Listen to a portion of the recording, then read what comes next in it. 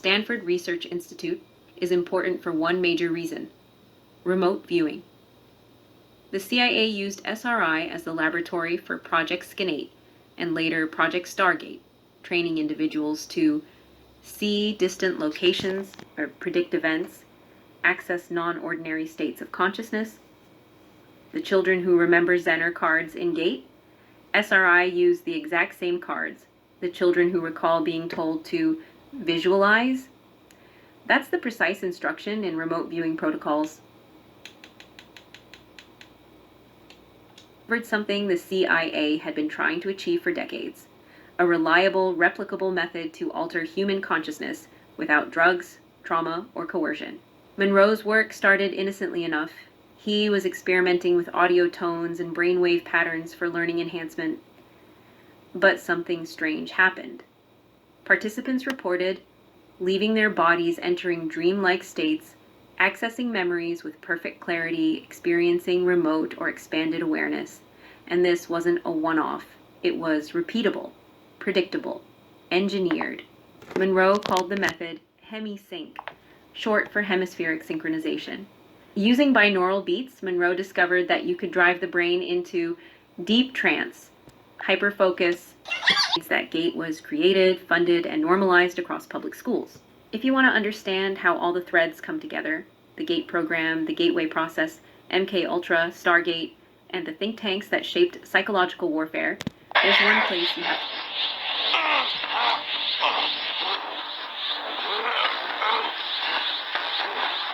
I refuse! What? Your business with the Kai, it means nothing to me. Kakarot is my only objective. That's amusing, Vegeta, but I'm serious. By every fiber in your body, I command you to destroy.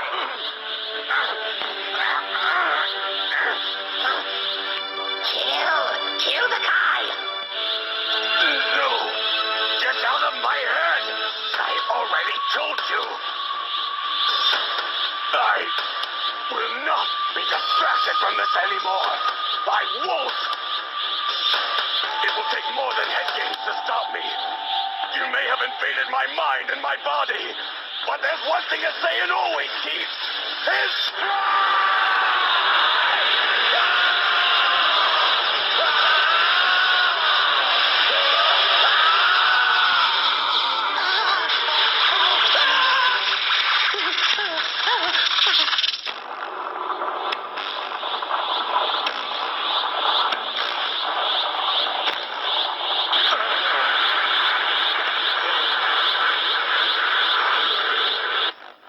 But this has never happened to me before.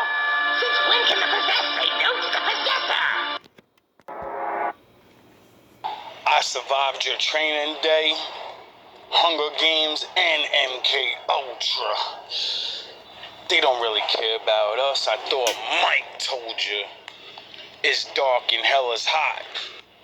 DMX, Mike showed us. It's no biggie, cause the Lord might grows us. Tupac's might mold us. Troglodytes loathe us. Pure posers. This chocolate pipe, the flower of life. The Lord chose us easy. This is the first step along your path to a gateway. If this sound sparks something in your memory, a feeling you can't explain, you might have heard it before you were old enough to question it. Thousands of former students across the United States remember being exposed to audio just like this in classrooms and testing labs, in small rooms with no windows, all under the banner of a program called GATE, which stands for Gifted and Talented Education. Most were told it was part of an evaluation.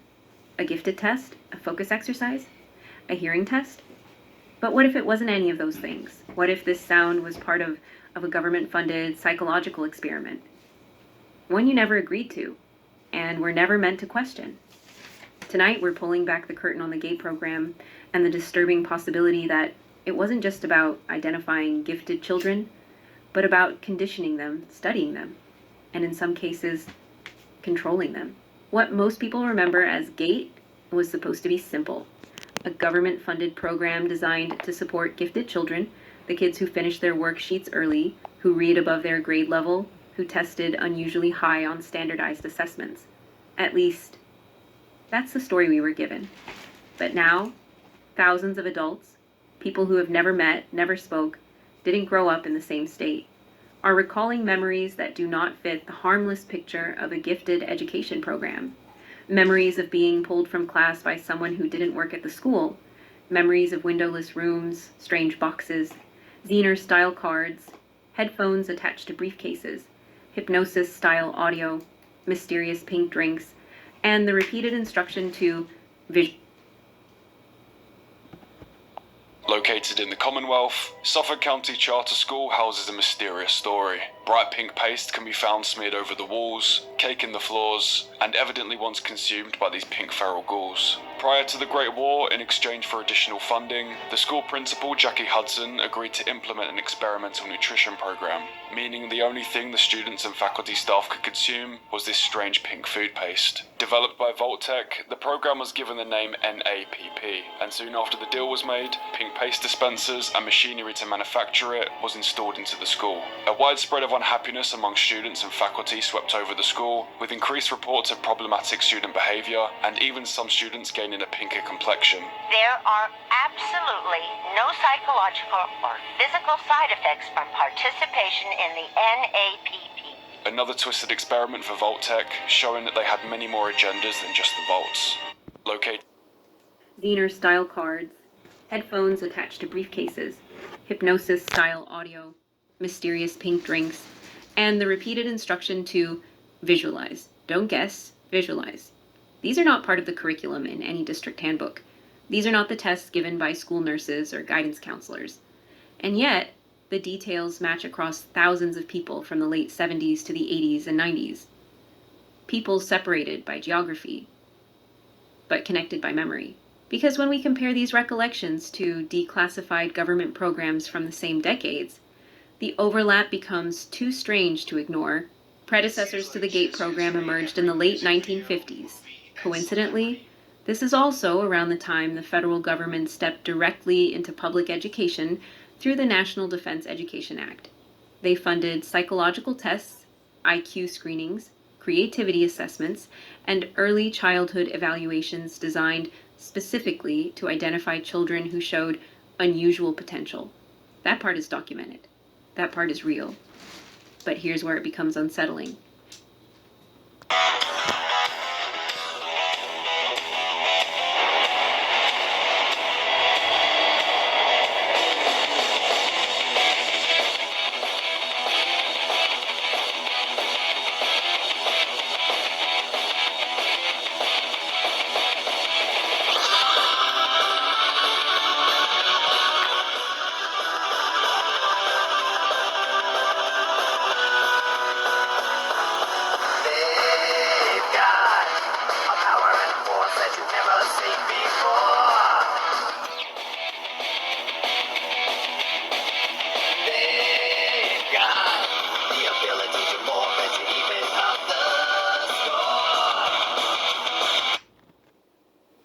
Specifically to identify children who showed unusual potential. That part is documented. That part is real. But here's where it becomes unsettling. At the exact same time, behind the scenes, the CIA was running covert behavioral experiments. Projects Bluebird, Artichoke, and eventually MK Ultra. They were studying hypnosis, memory alteration, remote viewing, sensory manipulation, and altered states of consciousness.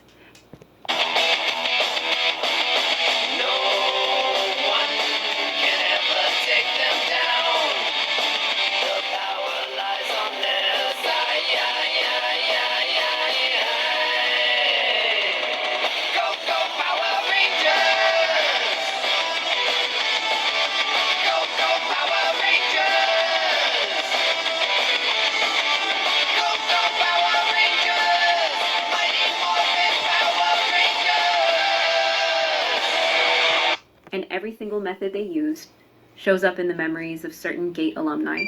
The headphones, the tones and frequencies, the guided imagery,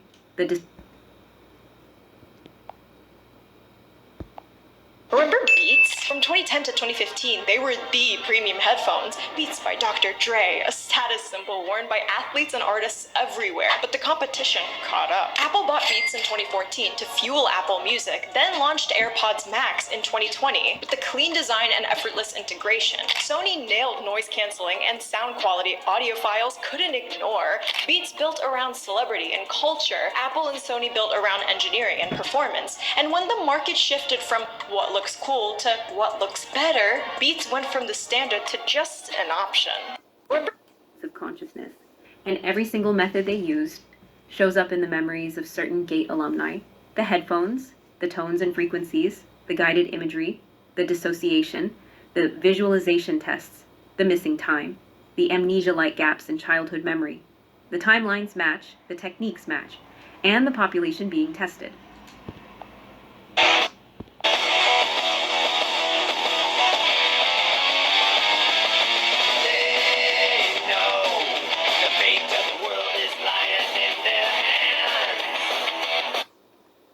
Now, to be clear, we do not have proof that GATE was part of an MK Ultra successor program. We do not have a document that says this happened in schools, but the patterns, the timing, the memories, and the psychological methods involved are not random. At some point, the question becomes, were these truly gifted programs?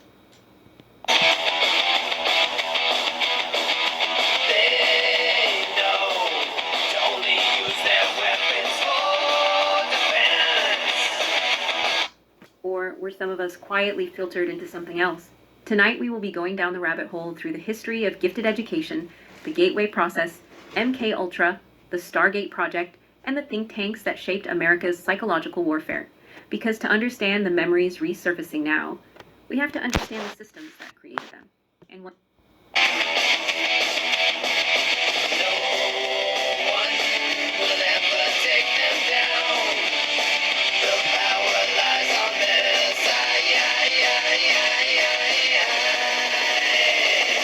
One thing is already certain. GATE was never just about academics. To understand how a gifted education program could carry undertones of psychological experimentation, we have to look at the institution that pioneered the science of mass behavior itself. A place not in the United States, but in London. The Tavistock Institute of Human Relations. Tavistock began as a clinic helping soldiers with shell shock, what we now call PTSD. But the military quickly realized something. If you can understand trauma, you can reproduce it. Control. It ain't Andre DK. Think I won't drop the location. I still got PTSD. Motherfuck the big three. Nigga, it's just big me. Nigga, boom. Tavistock's researchers started asking darker questions. How do you break down identity? How do you fragment memory? How do you shape group behavior without them noticing? How do you guide entire societies in a direction without them realizing they're being steered? These weren't theoretical. If you walk around with that stick, it ain't Andre DK. Think I won't drop the location. I still got PTSD. Motherfuck the big three. Nigga, it's just big me. Nigga, boom. Thoughts. They were experiments. When Tavistock reorganized into an institute in 1947, everything changed. They were no longer confined to medicine. Now they could study. Governments, corporations, schools, media, social movements, entire populations. And they were no longer limited to funding from the British government, because suddenly, the Rockefeller Foundation was writing the checks. Rockefeller money helped export Tavistock's psychological warfare strategies straight into American institutions. From their research came modern corporate training, behavioral economics, political messaging, focus groups, propaganda modeling, groupthink theory, educational compliance structures. If you've ever wondered why certain classrooms felt eerie, structured, controlled, that architecture traces back to Tavistock. I'm really like that. And your best work is a light pack. Nigga, Prince outlived Mike Jack. Nigga, boom. For all your dogs getting buried, that's a K with all these nines. He gon' see Pet Cemetery, nigga. Wilfred Bion, one of their leaders, believed groups behave like individuals, with defense mechanisms, with unconscious fears, with predictable reactions. And if a group can be predicted, it can be controlled. John Reese, the Institute's director, said something even more disturbing. If we are to infiltrate the professional and social activities of other people, we must imitate the totalitarians. He was talking about education, medicine, journalism, religion, influence from the inside, soft control, invisible guidance. And it was this psychological architecture that merged seamlessly with American intelligence programs in the coming decades. After the Rockefeller connection, Tavistock's influence spread fast into American defense circles. 3 institutions would carry that torch: Rand Corporation, Stanford, the children who merged with military strategy. Stanford Research Institute is important for one major reason: remote viewing. The CIA used SRI as the laboratory for Project Skinate and later Project Stargate, training individuals to see distant locations or predict events, access non-ordinary states of consciousness. The children who remember Zener cards in Gate. SRI Tattoos is up, lost too many soldiers not to play it safe. If he walk around with that stick, it ain't Andre DK. Think I won't drop the location, I still got PTSD. Motherfuck the big 3, nigga, it's just big me, nigga, boom. use the exact same cards. The children who recall being told to visualize. That's the precise instruction in remote viewing protocols. The overlap is unsettling. MITRE Corporation. MITRE is different, quiet, opaque, highly classified. They design surveillance infrastructure, behavioral prediction systems, national security algorithms, data tracking platforms, psychological influence tools. Their client surveillance infrastructure, behavioral prediction systems, national security algorithms, data tracking platforms, psychological influence tools. Their clients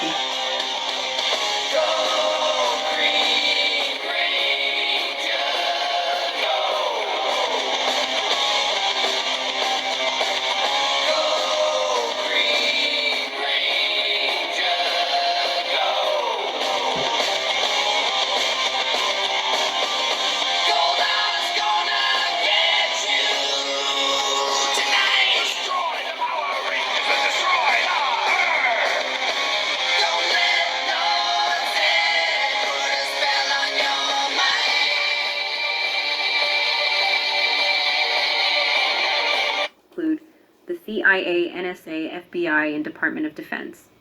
MITRE builds the systems, the pipes, the neural network of government intelligence work. If there was a channel connecting educational profiling data to intelligence agency experiments the government ever conducted, I'm talking about the Monroe Institute, founded by a radio executive named Robert Monroe, and eventually studied, adopted, and quietly monitored by U.S. intelligence. But why? Because Monroe discovered something the CIA had been trying to achieve for decades: a reliable, replicable method to alter human consciousness without drugs, trauma, or coercion.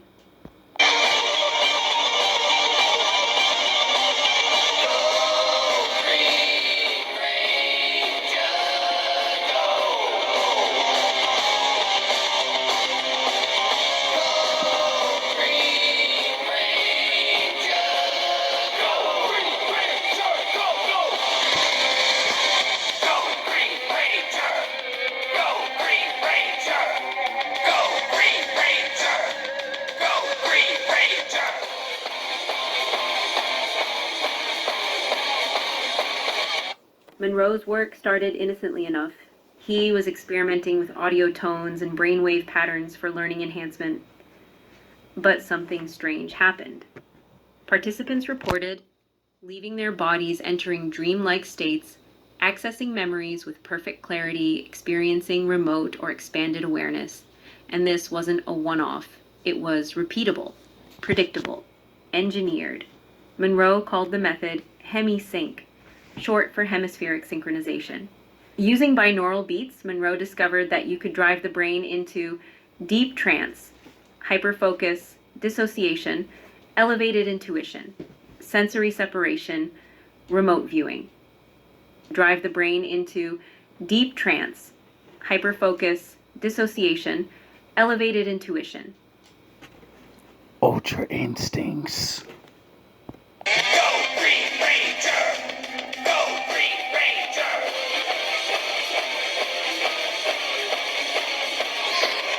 Thank you.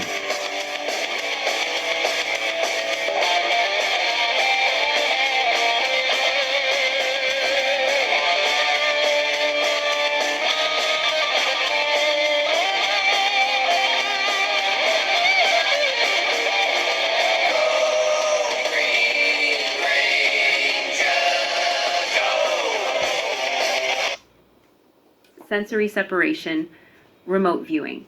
Just by using sound, no hypnosis scripts, no chemicals, no electrodes, just audio frequencies. And that's when the intelligence community quietly stepped in. In 1983, the U.S. Army Intelligence and Security Command analyzed Monroe's methods. The result was a 1983, huh?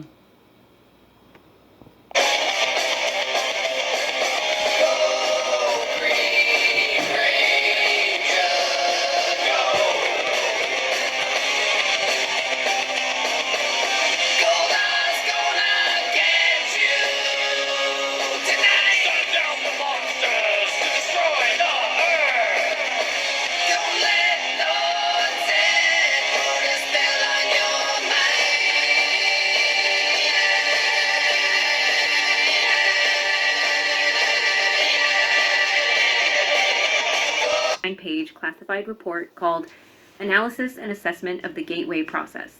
It was authored at Fort Meade, the same base where Project Stargate remote viewers trained. The report concluded, consciousness can be manipulated. Altered states can be engineered. Out-of-body perception may be real. The brain can be retuned like a radio. The Monroe techniques can be weaponized. The CIA believed Monroe had found a doorway to hack human perception, to understand and ultimately control human consciousness. Now, it's time to start putting all of the pieces of the puzzle together and ask ourselves why. Why were these children selected for the GATE program? What was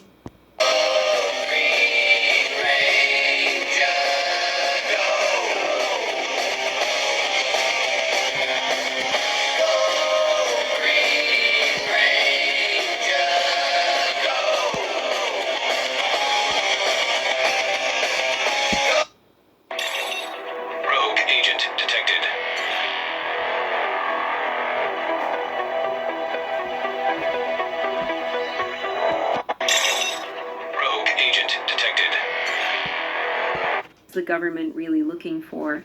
What was their ultimate goal for these kids? Let's start with the memories. Thousands of people are now reporting they experienced while in the GATE program, being pulled out of class unexpectedly, long periods in small quiet rooms, hearing tests with odd tones or pulsing frequencies, relaxation tapes that induced dissociation or floating sensations, Zener cards or psychic-style guessing games, men in suits carrying metal briefcases with wires, unexplained drinks or liquids before and or after certain tests, sudden, unexplainable gaps in memory, out-of-body sensations, feeling observed during problem-solving tasks. Now, let's take a closer look at each of these memories. 1. The strange tones and headphones. Kids remember listening to sounds that made them calm, dissociated, sleepy, detached, floaty, hyper-focused. This aligns perfectly with the Monroe Institute binaural beat research, the gateway process altered state induction, MK ultrasensory manipulation, remote viewing prep sessions. The tones weren't random. They were engineering brainwave states. 2. Zener cards and psychic guessing games. A huge number of former GATE kids recall ESP-style activities, guessing symbols, predicting numbers, identifying objects without seeing them. This matches Stargate project protocols, Army remote viewing training, early ESP experiments by the CIA, and Tavistock's perceptual testing models. These games were never just games. They were screening tools. 3. By the CIA and Tavistock's perceptual testing models. These games were never just games. Rogue agent detected.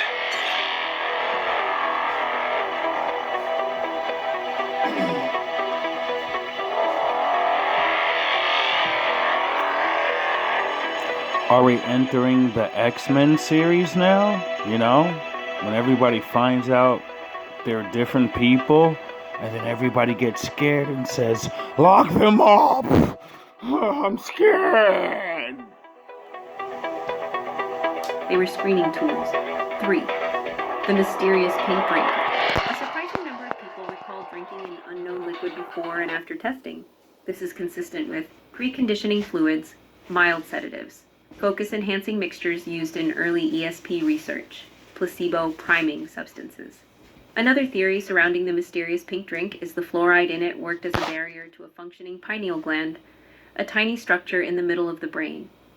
A pea-sized organ many cultures have called the seat of the soul. Ancient civilizations connected it with intuition, inner vision, and access to states of consciousness beyond ordinary perception. Oh, the third eye thing, where I keep saying the third eye is in your brain. It's literally a part of your brain. Oh. We know for a fact that fluoride does indeed calcify the pineal gland. We also know many children during that time were given a fluoride drink at school to supposedly help prevent cavities.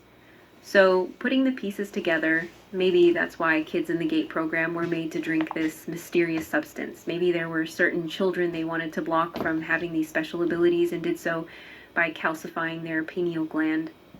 However, much of this is purely speculation. Number 4. Memory gaps, missing time, or fragmented recall. This is perhaps the most chilling overlap. Many GATE kids say, I don't remember what happened in the room. I only remember the walk there and back. The memories feel dreamlike. That's textbook hypnosis. Guided dissociation. Trance state testing. Monroe Institute focused states of consciousness. MK Ultra amnesia inducing protocols. This type of amnesia lines up with methods that don't require drugs, just audio and suggestion. You might be asking yourself, why kids? Why this group? Reason number 1, children are more suggestible. Their brains are more plastic. Their imaginations are more accessible.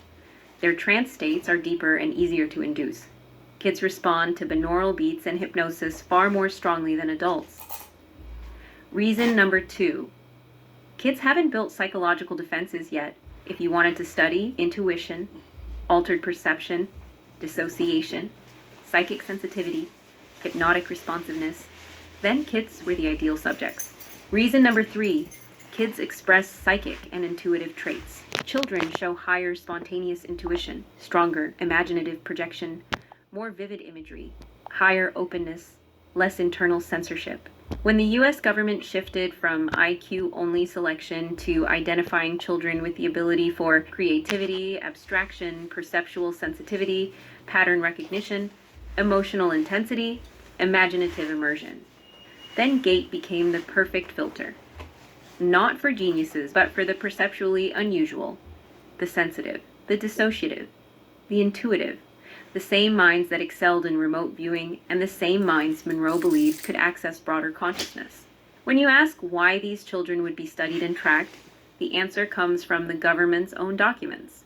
They wanted to identify future intelligence assets, remote viewing potential, susceptibility to hypnosis, capacity for dissociation, high creativity problem solvers, non-ordinary mental functioning.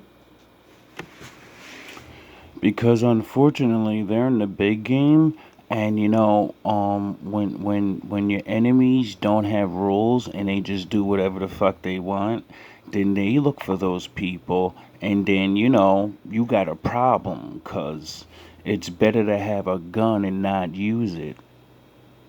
It's better. No, what is it? It's better to have a gun and not need it than need it and not have it. Right? Oh, Frankie boy mad downstairs.